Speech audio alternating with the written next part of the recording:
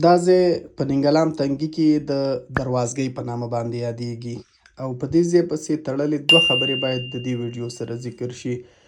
یو خو د دې ځای احسان په موږ کلیوالو ځکه ډېر دی چې دلته په طبیعي لحاظ باندې د اوبو د څښلو یا د خوږو اوبو چینه موجوده ده او د دغې چینې اوبه په زرونو متره لرې د ننګلام د مرکزي کلي په شمول یې شاوخوا کلو ته اوبه رسېدلې دي او د اوبو د لیږد دغه پروسه چې تقریبا څه کم و زیات 30 کاله مخکې ترسره شوې او اوس هم د استفادې وړ دي.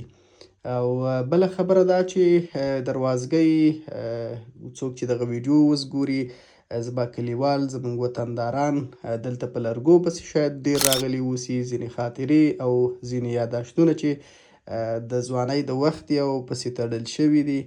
نو غوښتل مې چې دروازګۍ تاسو ته وښایم. دغه مخامخ بانډه چې تاسو ته ښکاري په خپل وخت و زمان سره دلته ډېر زیات انګور کېدله، زیاتې میوې کېدلې، انځر او داسې نور. نو د دې ځای انګور به د ننګلام بازار ته انتقالېدل، هلته به سودا کېدل او هلته به خرڅېدل.